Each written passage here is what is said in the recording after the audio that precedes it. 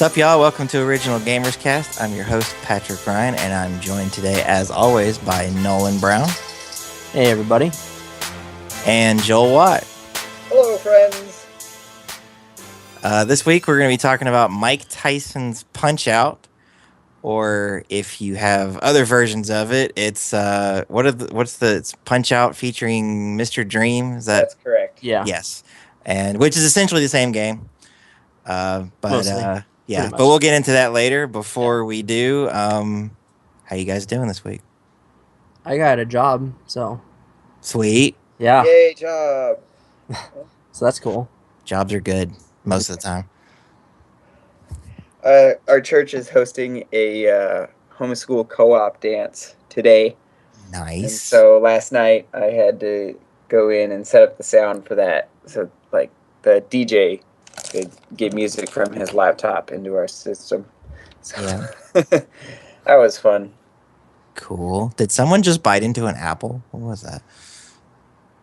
I don't know. I don't. Oh! I moved a piece of paper. Oh, okay. Like apple. I was like, Sorry. oh. No, that's fine. I was just wondering. So, Crunch. Yeah. My Well, mic is bad. Okay. Yeah. I say I've had a pretty normal week, but this is the first time we're recording since the Geeks Under Grace 72-hour Twitch pledge drive. Yeah. We took a little time off of recording, both to recover and it also helped. We're ahead of our schedule of publishing, and we want to get caught up, so that will help with that. And we want to get caught up because we'd love for all of you listening out there to be able to join us in playing the games that we play, like while we're playing it. Exactly. So, but yeah, we're not too far behind. I don't think we'll get there eventually. But anyway, let's go ahead and dive on into Punch-Out! So the developer is Nintendo R&D 3.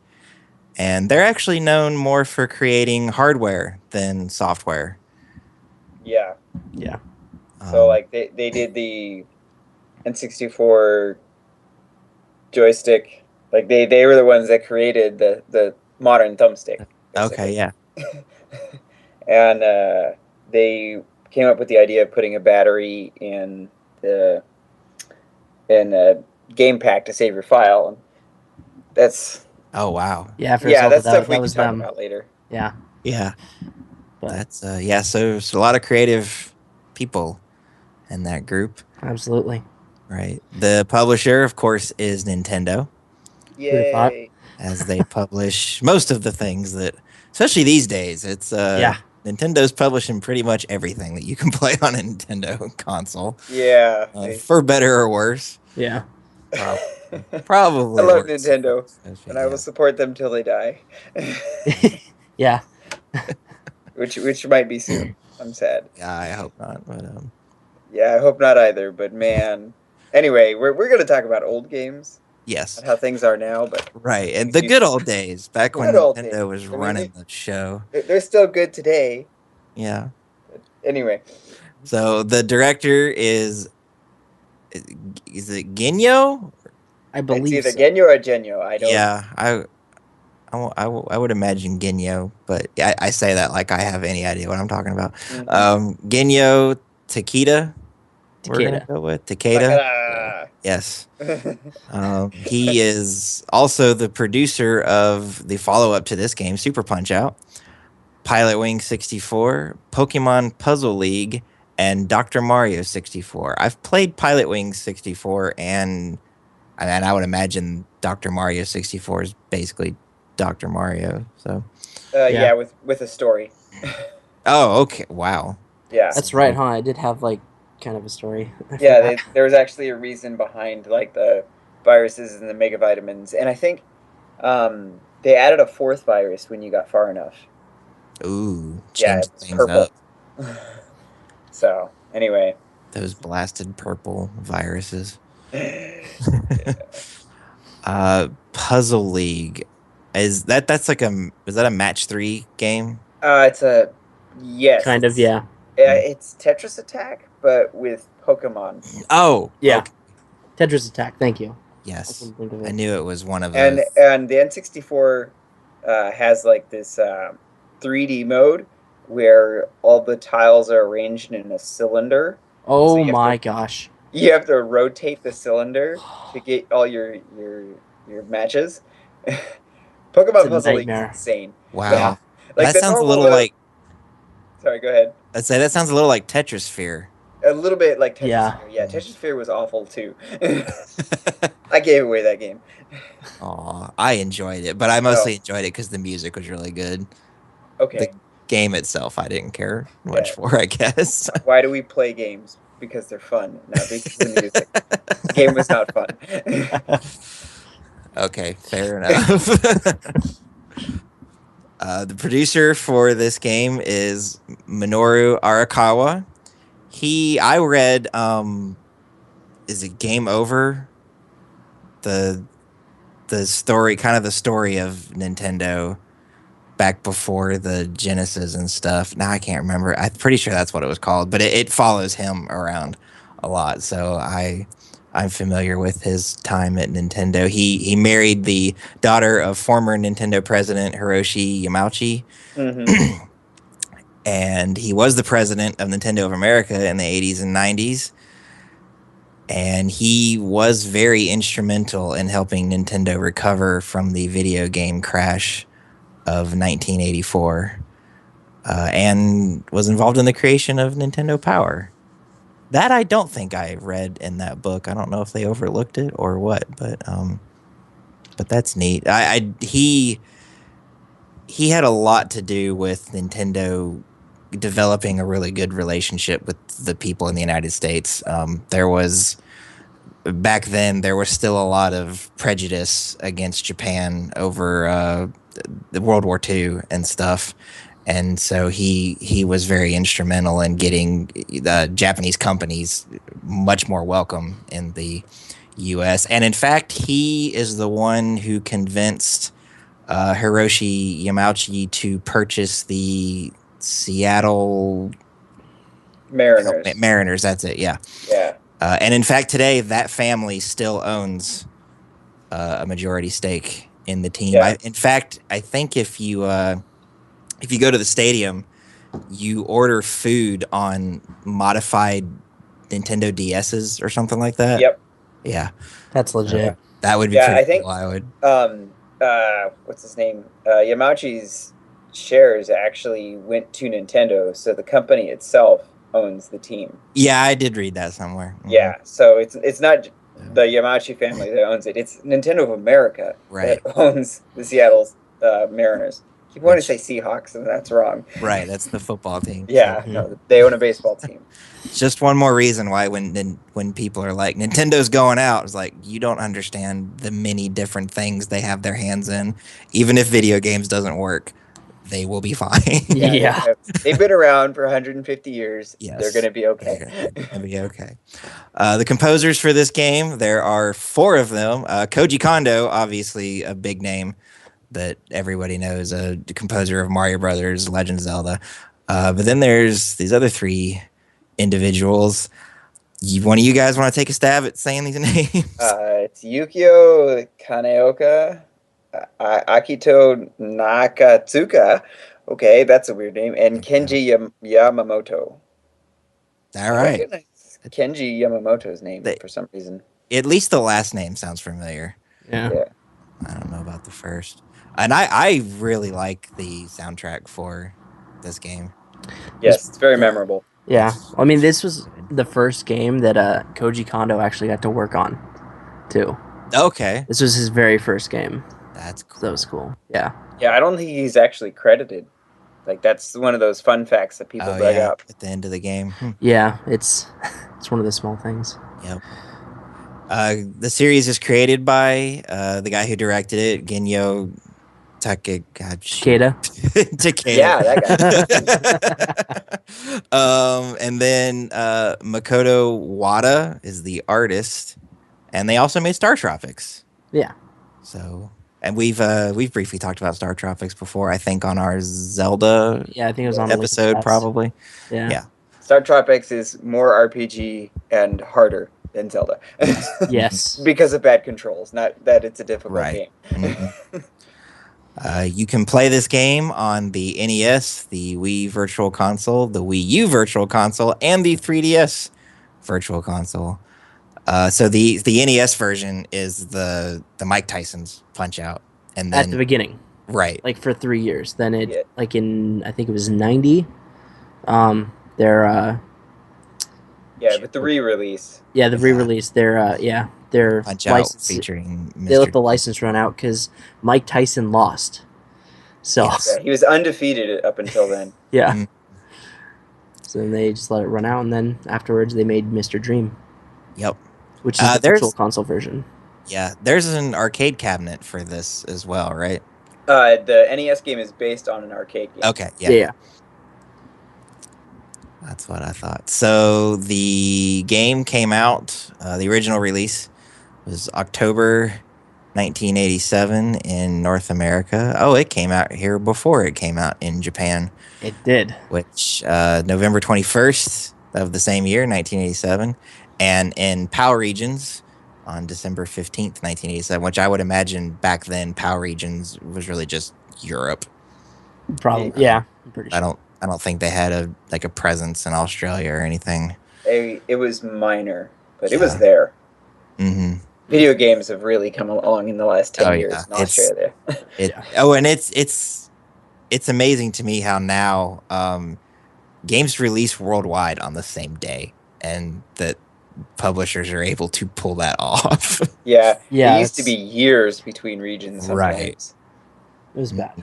And So the fact that this game released within months of each other is actually pretty impressive for back then. Yeah. Especially when you consider that Nintendo had 6-month spans between Yoshi's Woolly World releases. I'm a little upset about that.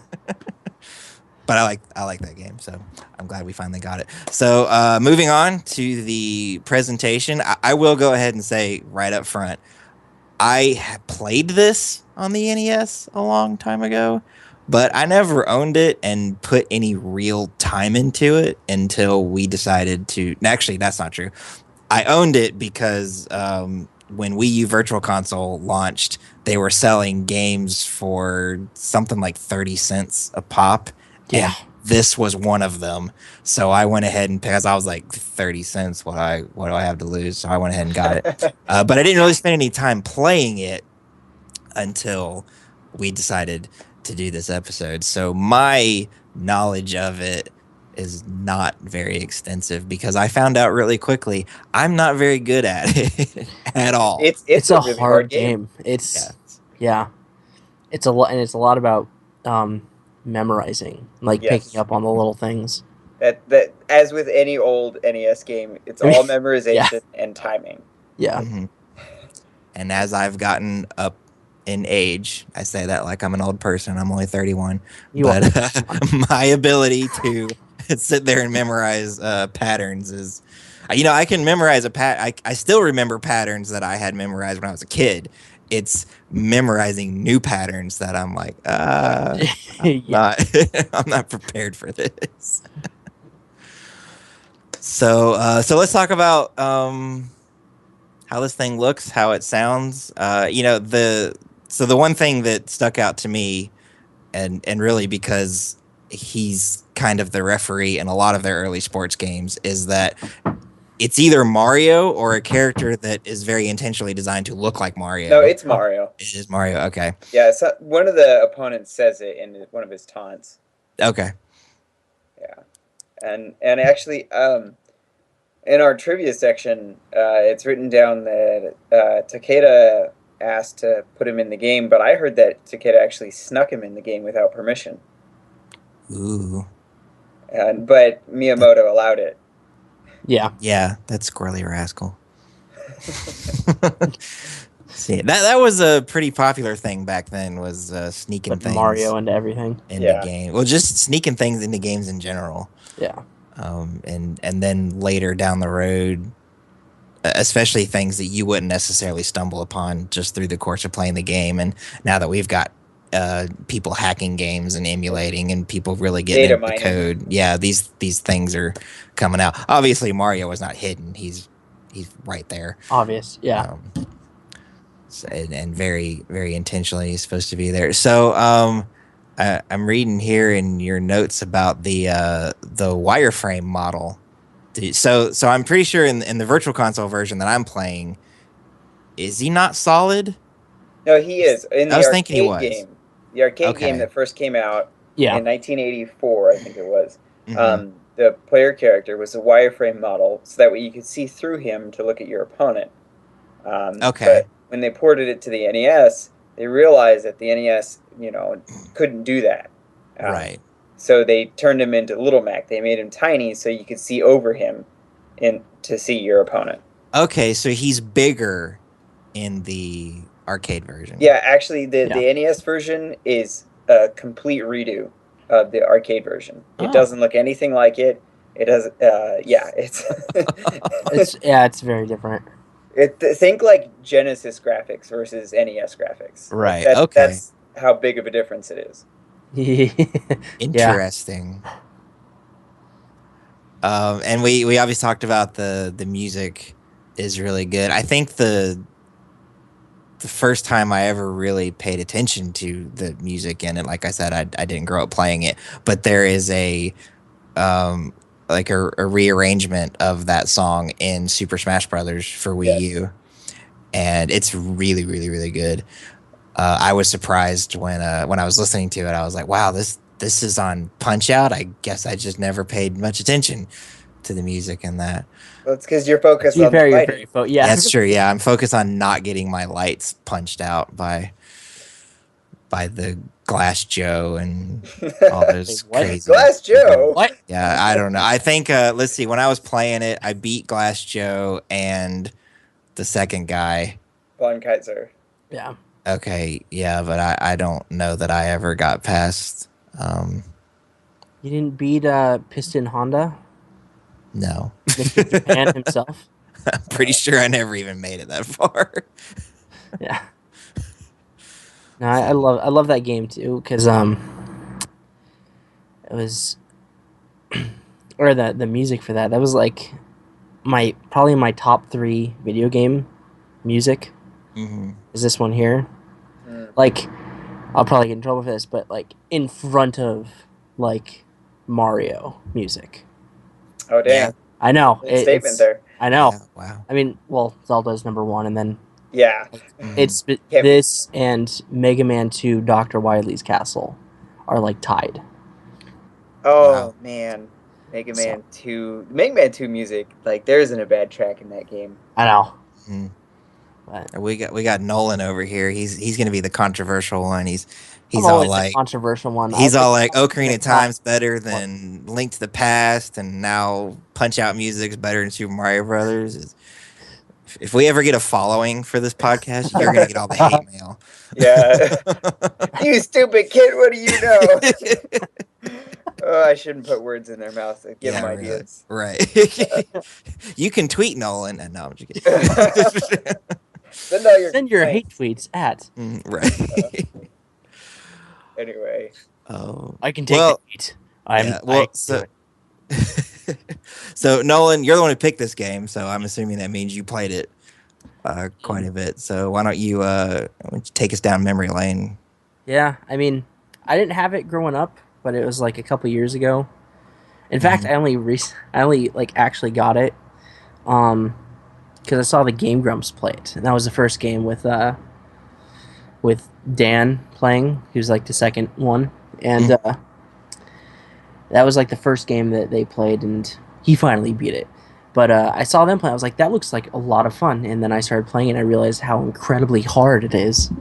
I mean, I would consistently get stuck at like Macho Man, Super Macho Man. I couldn't beat him for the longest time. And then one day, I don't know, I was on it, and I beat Macho Man and beat Sandman, and then I got to Mike. And after like 5 hours straight, I'm not even joking, 5 hours straight of trying to beat it, I finally beat Mike Tyson. Dang.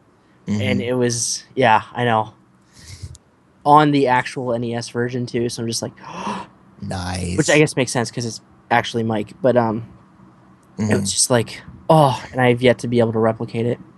I like to this day I think I've beaten Macho Man like 2 other times, and it's just like and that's as far as I got. But Yeah.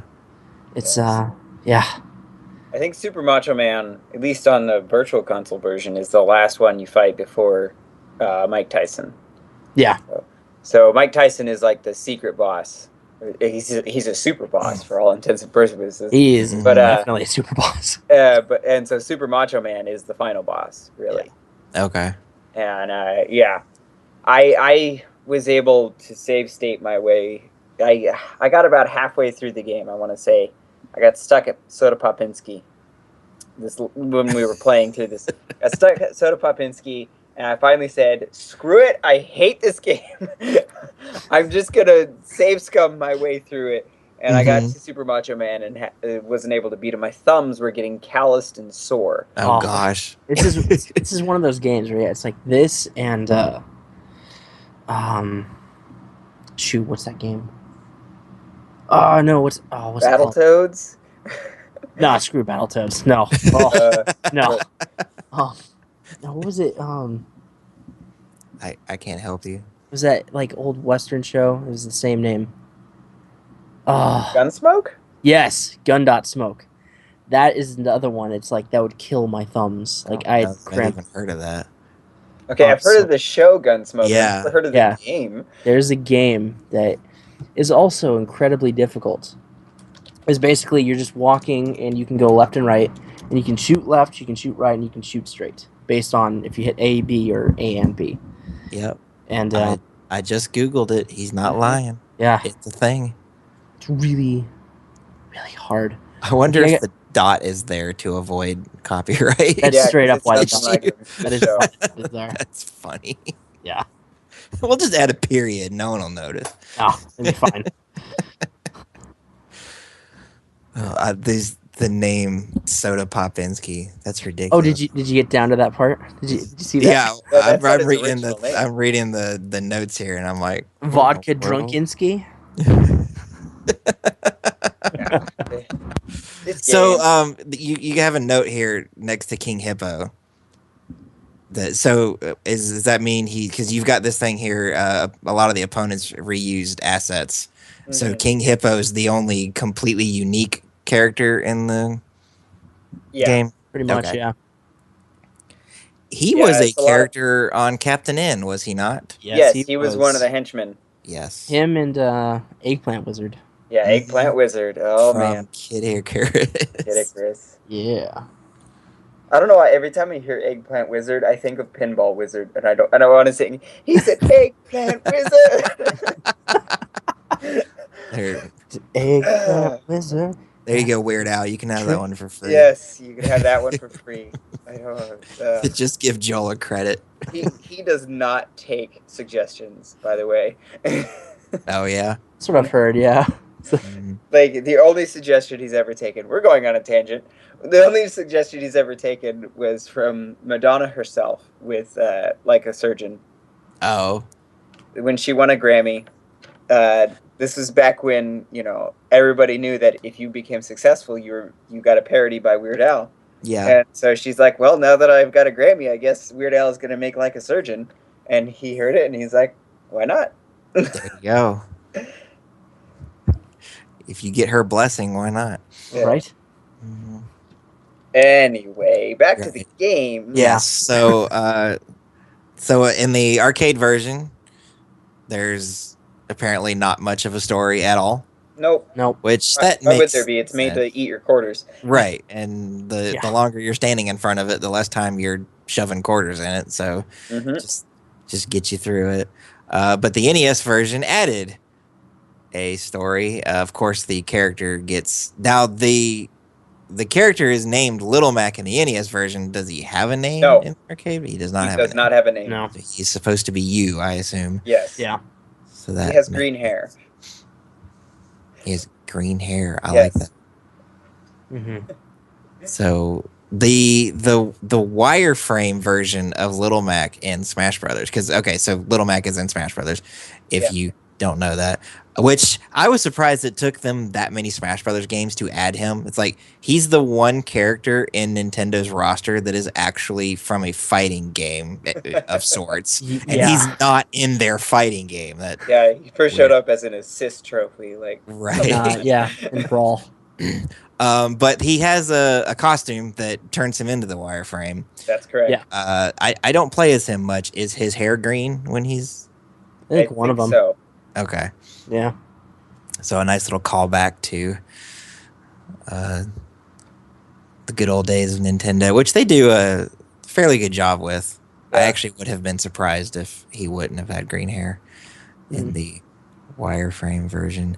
I do know that a little controversy. So his coach, which is Doc, right? Yes.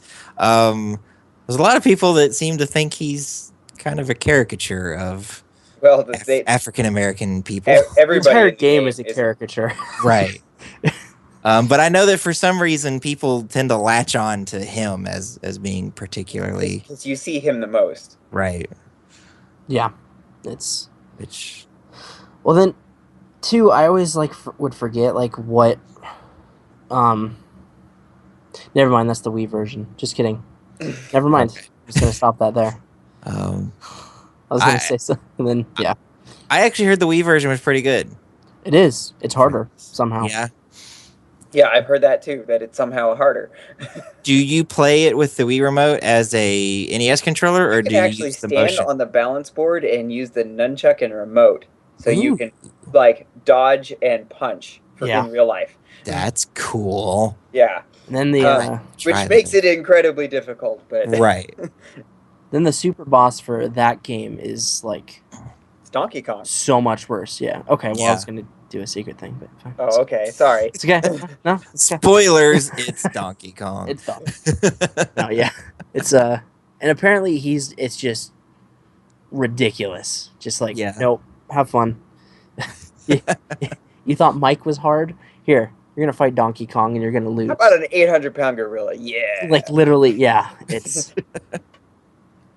Is Donkey Kong wearing boxing gloves? He is. He's wearing shorts too, I think. Does he? I don't remember that part. I want to say he is, but I could be wrong. Did he lose the tie? Now I want to know. I'm gonna look this up. I feel like he still has the tie. Let's see. Can't type all. I never actually fought Donkey Kong though, so I don't know. I just know screenshots that I've seen. I don't see shorts on him, but he's wearing boxing gloves that say DK. And he's wearing the tie. Okay. And he's wearing the tie. Why did I think he had boxing? Boxing. Oh, I see. There's concept art here with him wearing boxing gloves. So maybe that's where you got it from. He's also wearing a belt, like a championship belt. So maybe that's where you got it from. But I wouldn't know. There's 22 musical tracks in the game, most of which are just short fanfares. So like the intros to the characters, and so they don't loop. You'll hear it once. It probably lasts several seconds, and that's real the quick. end of it. It'd be like yeah, stuff like that. And you get into that sweet groove there. But the tracks that most people will likely recognize are the title screen, which is called Great Fighting, and then the credits music, which I'm going to go ahead and guess not a whole lot of people have heard. It's the same as the training music. So when you defeat a title fight, you know, Mac is running along with the sweet 2 frames of animation. Yeah. So da da da da da da da da da, that one. Yeah. All right. And so the music during the round changes when an opponent or player is knocked down, depending on the situation. That's pretty neat. Yeah. So when you get knocked down, it becomes very desperate. I didn't notice this when I was playing, but then I went through and I was listening to all the tracks, and I was like, oh dang! That gives you a real sense that you need to get up. Yeah. And when your opponent is knocked down, it's a different track, and it's it's very hopeful that they stay down. Like it really has a good way to convey those emotions through music. It's great. Mm-hmm. Yeah, it's a subtle thing. It's like if you're not looking for it, you probably don't notice it at No, first. Right. So like I said, I didn't notice till I actually listened to the tracks on their own instead of just Mm-hmm. playing the game. yeah, Yeah. And when you're knocked out, I know that just kind of like out of habit and maybe being anxious, I jam on the A button to get up. Does that actually do anything, or Yes, am that's I how you're just supposed to okay? start. It yeah. is how you're A and supposed to get B up. is Okay. how you get up. Yeah, Oh, A and B. I think I've always No, just you been. can just jam one or the other. It doesn't matter. Oh, so you don't have to alternate. All right. No. I I never usually really alternate. knew. Yeah, I never really knew if while I was doing that if it did anything or if it just made me feel better. The game will actually, if It'll you tell get you. knocked Yeah, down too many times without a TKO, it'll actually make it Mhm. impossible for you to get up. yeah. You have to Yeah, hit the yeah. button Mhm. faster than the game can process. Right. So there's some cheating going on. Yeah. Straight up. Yeah, No doubt. Several of the characters in the original Punch Out were created by Miyamoto, as he has his hands in a lot of Nintendo things, even if he's not directly involved in the development of the game. He's a great designer, and so obviously Nintendo goes to him a lot hmm hmm for that kind of thing. Oh, here we go. Where the stuff about stereotypes. The Punch Out franchise features a lot of international characters, which are based on stereotypes of their country, which is very obvious while you're playing the game. yeah. Um, and Not like we even said remotely earlier, trying to hide it. It's yeah, just like critics will say that these are racist caricatures, and others are like, well, it's just a video game. Like it's a joke. Like you're not supposed to take this seriously. yeah, right. And I think it's interesting that like this is probably the first time in a video game that you see an Indian from India, like Yeah, yeah. yeah. or like a Turkish person. Like Bald Bull is from Istanbul, Turkey. Like, come Mhm. on. Yeah. And, Represent. yeah, exactly. Anyway, Where's the Jewish guy? Come on. Mr. Dream. I don't know. Sure. Okay. I was gonna say Macho Man, but He sure. can be anybody, you know.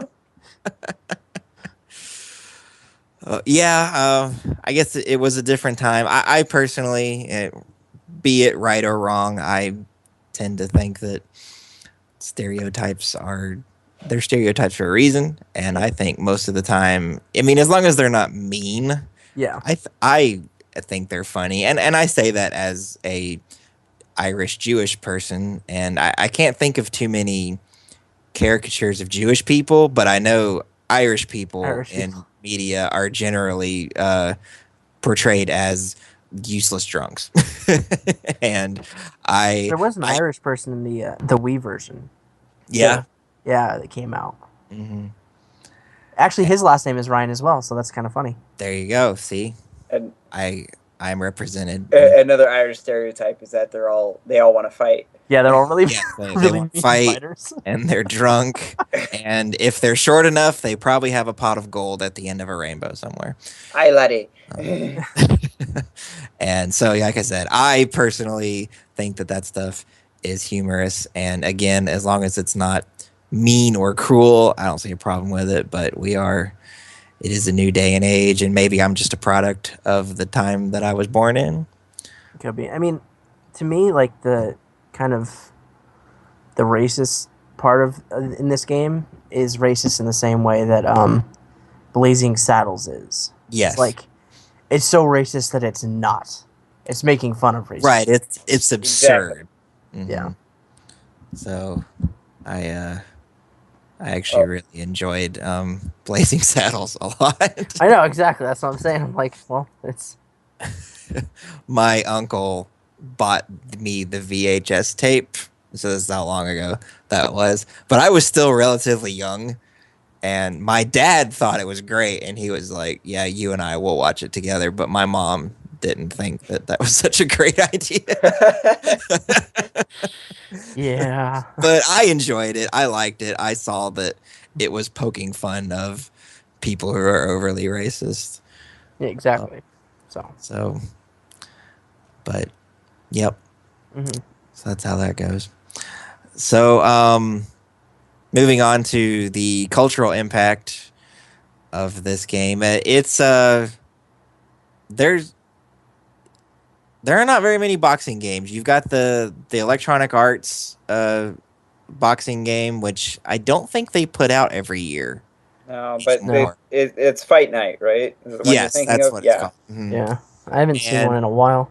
right, and then there was Ready to Rumble, which debuted on the Dreamcast, and I Mhm. want to say that there's a Wii version of that where you can use the Wii remotes to box. Now, you want to talk about a game that has a lot of racial stereotypes that are over the top, that Ready to Rumble. Yeah, on the box art there's like a black guy with a giant afro, Yeah, in right? fact, his name is Afro something. Oh gosh. Yeah. So, On that, there's Sorry. something that we didn't get to talk about is Afro Thunder. Um, yeah. in the arcade version of Punch Out, there's like the most ridiculous, like stupid racial name. And it's a man from Italy, and his name, I kid you not, Oh, you know where I'm going with that, aren't you? yeah. Is pizza pasta or no pasta pizza pizza It's pasta? pizza pasta. Yeah, His name is literally pizza Pizza pasta. Pasta, and he's Italian. Yeah, They didn't even try. No. it's like the best thing. It's just- Oh my god. See, that's a situation where now I'm wondering, like, if he has somewhat of a serious name in Japan, and Nintendo of America was just like, call him Pizza Pasta. Oh gosh, what's his name? Gaijin Goomba actually did a series on Punch Out and like its racist caricatures and stuff. Mhm. And he was like, like it's just as bad in Japan as it is here. Like Oh, it's okay. worse actually sometimes Yeah, because it of, is. like we mentioned earlier, vodka Drunkinsky. Right. That's his name in Japan. Whereas in America, they're like, we can't have alcohol in a video game, so it's Soda Popinski. Yeah. Okay, so Soda Popinski must be the Russian Yes. stereotype. Oh my word. Hey, we our sound guy here sent us a gif of Pizza pasta. pizza pasta, and I'm gonna look at it because I would like to. Yes. Yeah. What is going on here? That's pretty fantastic. Oh, it's not. So, Oh, okay. Hold on. so if you're listening at home, do a Google image search of Of pizza pasta. pizza pasta from Punch Out, and you'll get a little picture of him there. But anyway, where I was going with that was that you don't see a lot of boxing games No. these days, and even the boxing games you do see are not really like this one. No. And maybe that's got a lot to do with just the limitations of the NES versus the number of buttons that you have available to you on, say, like an Xbox 360 controller. Or even with the Wii version of this, being able to stand on the balance board and it shift your weight and all that stuff. But so in that regard, this game is pretty unique Very much so. in that sense. I suppose, and now that I think about it, Ready to Rumble does take a few control scheme cues from Punch Out, because it's a very simple, like, just kind of, whereas Fight Night by EA is meant to be very realistic, and so there's a lot of button combinations to do a lot of things. Ready to Rumble was intended to be very simple and very basic, sort of like, I guess, the Smash Brothers of boxing games. Mm-hmm. Not a whole lot going on in it. So, and like I said, the impact that this game has had on me is not very much because I didn't own it until recently. Joel Nolan already talked a little bit about his history with it. Was this something that you played at all? Yes. When I was a kid, we had a lot of NES games. I was not, that kid that had every game, but we had a lot of them. Mhm. And we also had a Game Genie. And so I played this hello, somebody just won a battle. Sorry, no. That's I Final got a text. I'm Fantasy. sorry. Anyway, I played this game with a Game Genie, as I did a lot of games back in the day. And so I am not as good at it as I should be, even though I did grow up playing it. Because we would put on infinite health, and so the only way to get knocked down with infinite health is in the one-hit KOs. Like Bald Bull has his bull charge, where he backs up and he charges at you, and if he hits you, you go down no matter what. Yeah. And Mike Tyson in the first 90 seconds of his fight, if he hits you, you go down no matter what. Like, Wow. So that's the only way to lose with a Game Genie. So Which I should tell didn't you get very something good at right dodging there. as a kid. And I think I did beat Mike Tyson because I was able to dodge those first 90 seconds. And then, But this game actually did have kind of a big impact on me. I remember this game before Mike Tyson lost a fight, before he got in legal trouble, before any of that, when Mike Tyson was this like big thing. And I mean, this is based on an arcade game, and so I was reading the history of it. The whole reason Mike Tyson is licensed for this game is because he became this cultural phenomenon. The creator of Punch-Out, Takeda, saw him in a fight and was like, "This guy is superhuman. Like, we have to put him in a video game." Yeah. Yeah. So, it's definitely. I still have fondness for Mike Tyson, even though he's had a lot of trouble in his life. I still I want to believe that Mike Tyson is is something above and beyond normal people, because he's in a video game. Right. So yeah, he's definitely a funny person these days. Oh yeah. He was in at the very least he was in the Hangover movie. I didn't see the other two. He was in the second one as well. Yeah. I haven't seen any of them. I just saw the trailers. From the trailers alone, I realized I didn't want to see those movies. But yeah, no, he's a funny guy. Like he fought himself on Jimmy Fallon. Jimmy Fallon, sorry. One of them, yeah. He was on the Tonight Show, and Jimmy Fallon brought out an NES, and he's like, "Have you ever played yourself?" And he goes, "Yeah, once." Yeah. And, of course he lost. It's just yeah. Mike Tyson beats Mike Tyson. Yep. That just means he's not good at video games. Yeah, probably. So, but speaking of being not good at video games, I wouldn't be surprised that he lost, because this is considered to be one of the hardest games ever. Right. It's right up there with Ninja Gaiden and Battletoads and TMNT, all on the NES. These are hard games. Yeah. I'm so close to beating Ninja Gaiden. It's within grasp. I'm so every time. Yeah.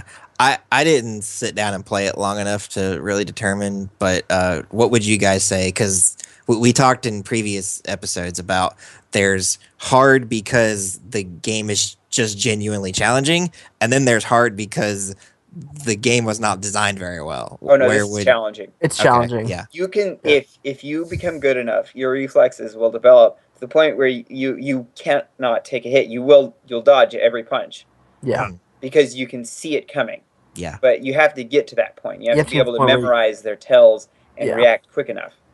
Which is the whole point of the game. Yeah. Right. So the game itself is not long. It's well designed. Yeah.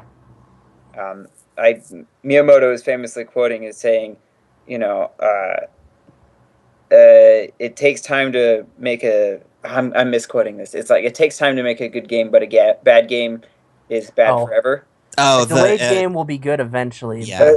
But a rush game is bad forever. But a bad game is bad forever. And so they, Nintendo kind of lives by this, and so they took their time to make sure this is a good game.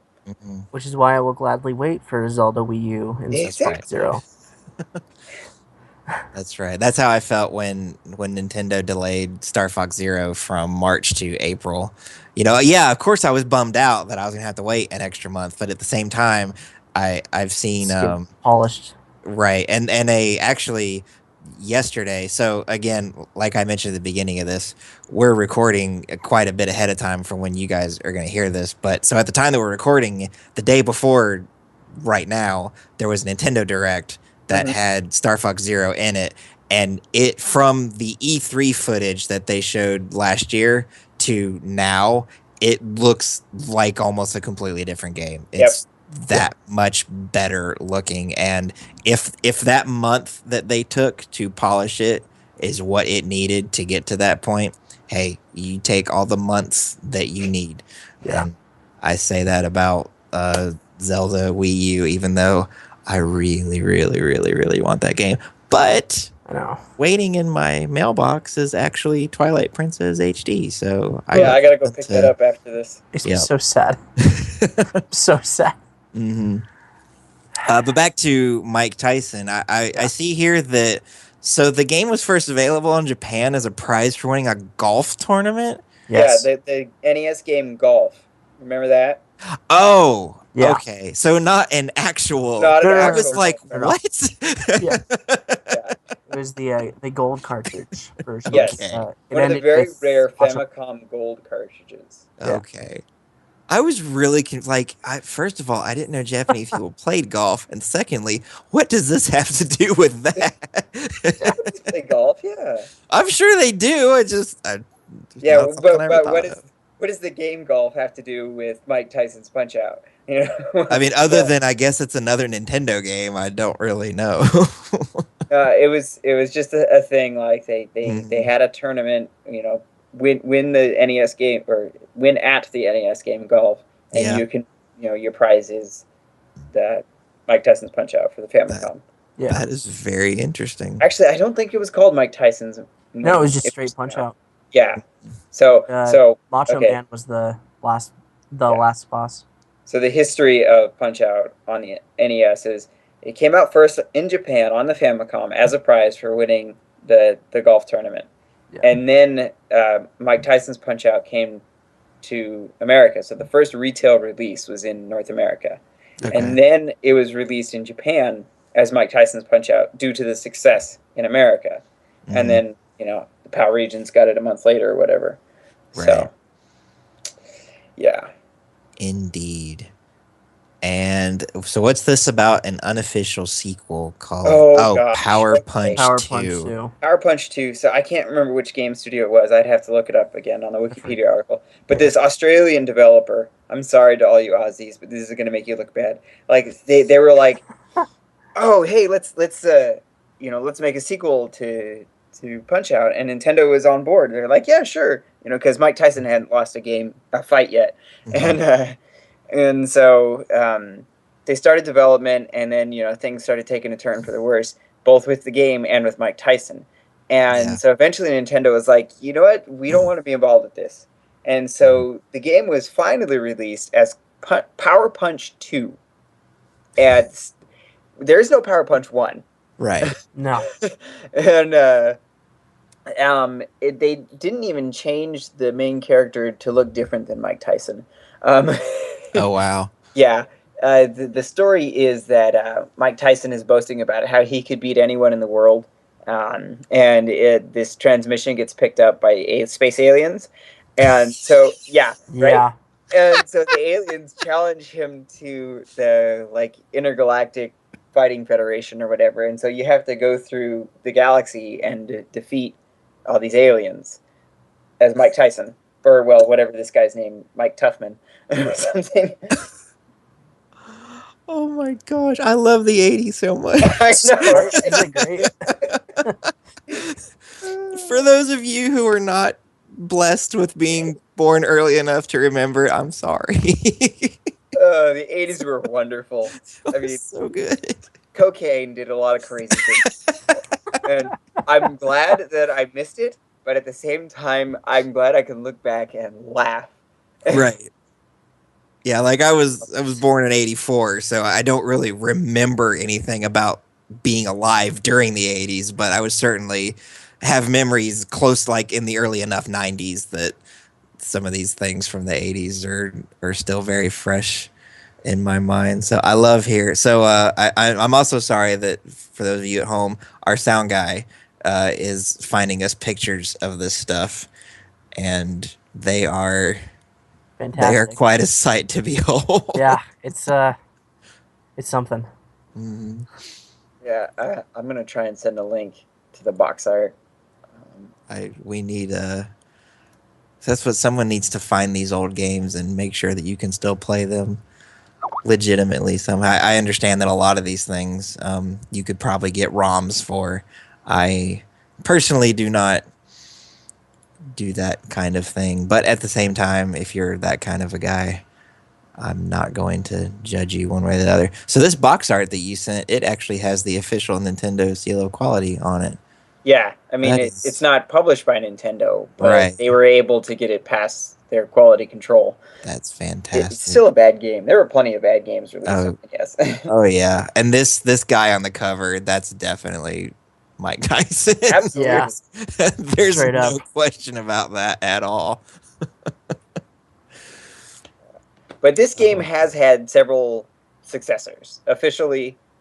yes. Obviously we mentioned Super Punch Out earlier, which takes place after Punch Out Wii as far as the internal chronology goes. Mhm. Because Little Mac looks nothing like the Little Mac from the NES Punch Out and Punch Out Wii. Yeah, Um, I'm still not entirely sure what nationality Little Mac from the he's Wii supposed to be version is. Italian American. Is he real? Is he still supposed to? Okay. Yeah, if you look at the show notes, he's an Italian American from the Bronx. In the NES game, he's 17 and only 4'8" and weighs 107 pounds. Yeah. So that is tiny for a Yeah. box, That like is no kidding. smaller than me, and I am a small person. Mhm. And yeah, so he works his way up through the ranks of the World Video Boxing Association because it's supposed to be a good uh, uh, circuit for rookie fighters. And Doc Lewis, who was a heavyweight champion back in his day, trains him up, he becomes his coach. In Punch Out Wii, I guess the story is he loses his title to King Hippo, so he has to start over. Mhm. And so that's why you're fighting a lot of the same guys because you're going through the same circuit again.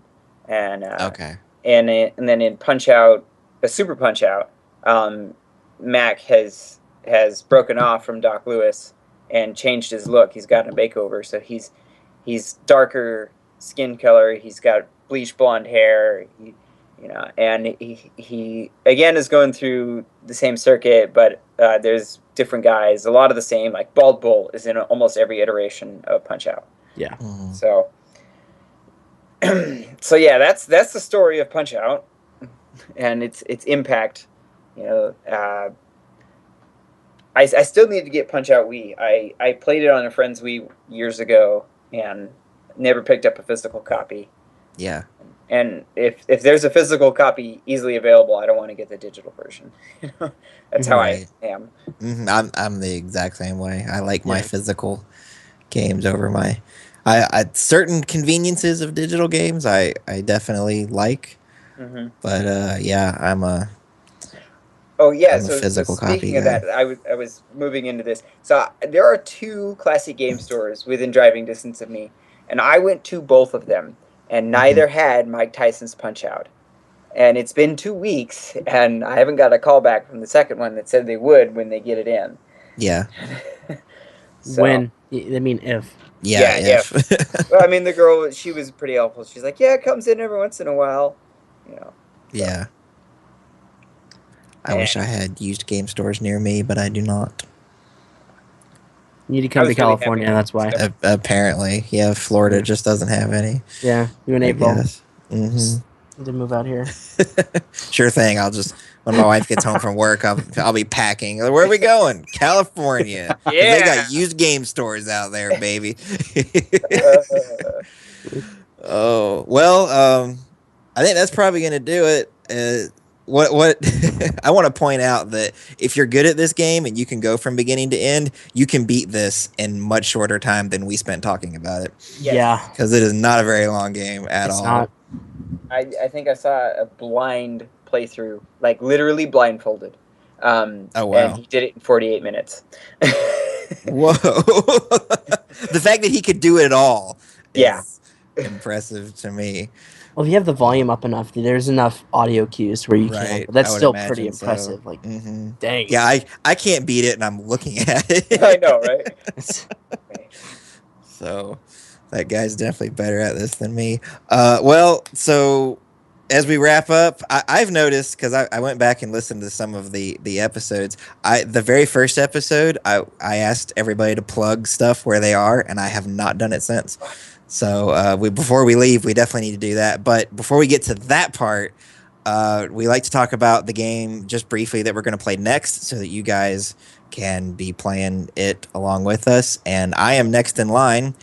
I just got done playing all of Chrono Trigger for the Geeks Under Grace 72-hour pledge drive. I played it in one sitting.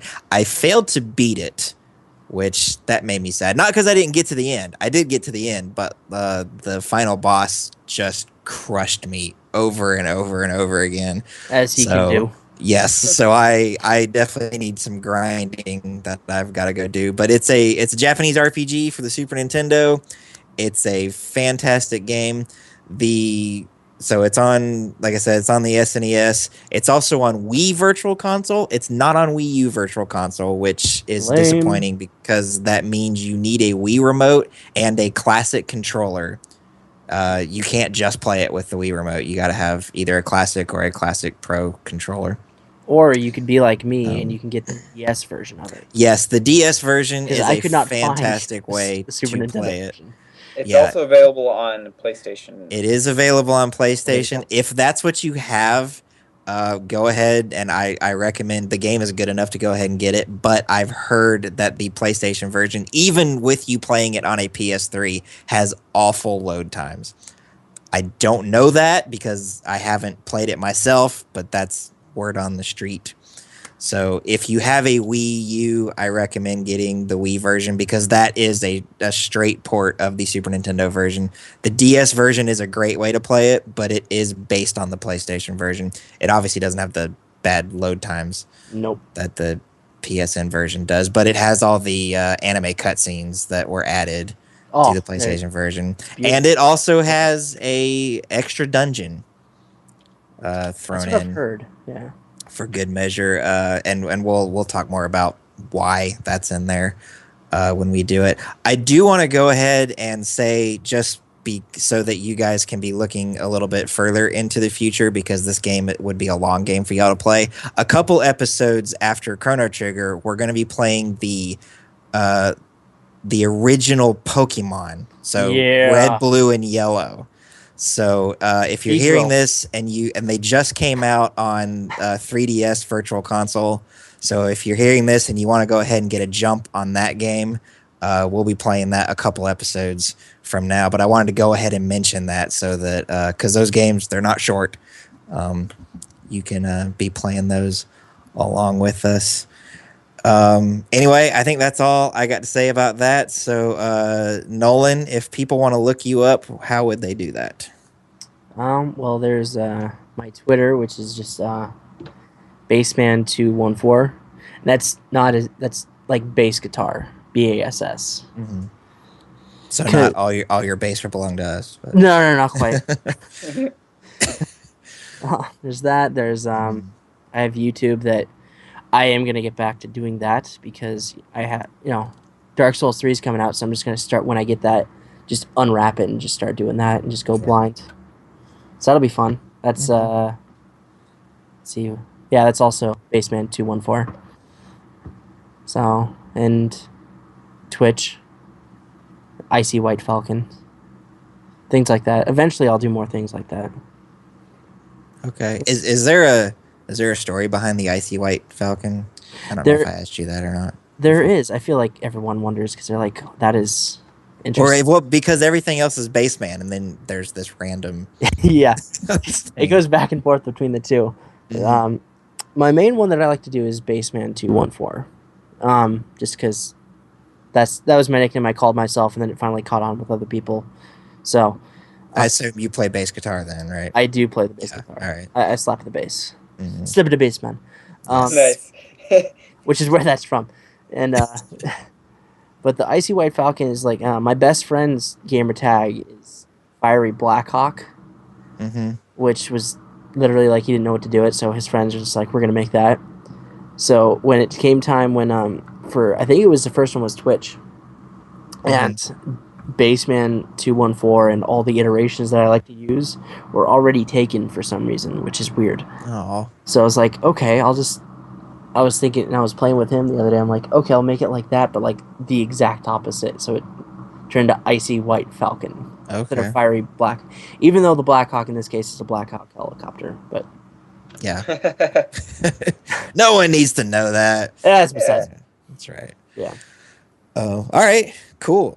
Joel, where can we locate you? You can find me on Twitch, Twitter, and Instagram as Obi-Wat Kenobi. Also on YouTube as Obi-Wat Kenobi. And I have a Let's Play channel, Obi-Wat Kenobi _LP. Yeah. Anywhere you can find me is Obi-Wat Kenobi. Sweet.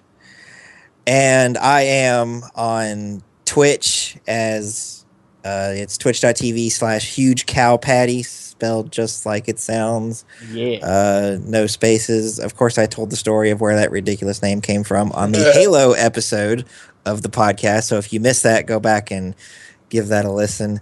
I'm on Twitter as @PatrickProper is where you can find me.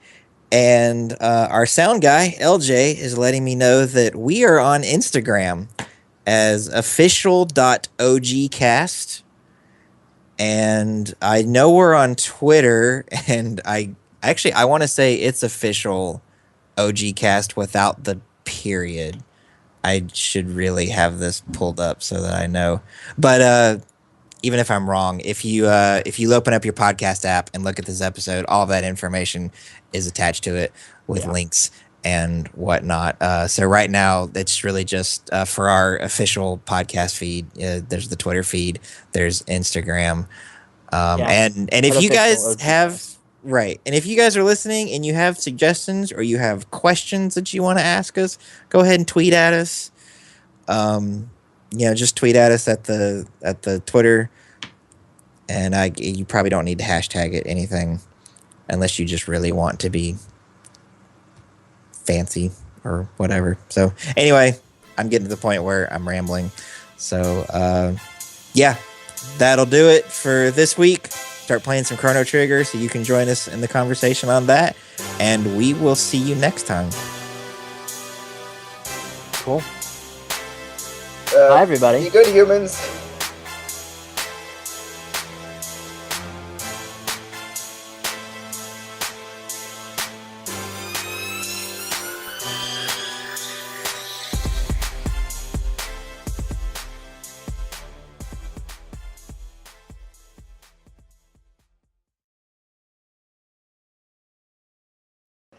So there's 222. Wow. There's 22 musical tracks in the game. Do it again.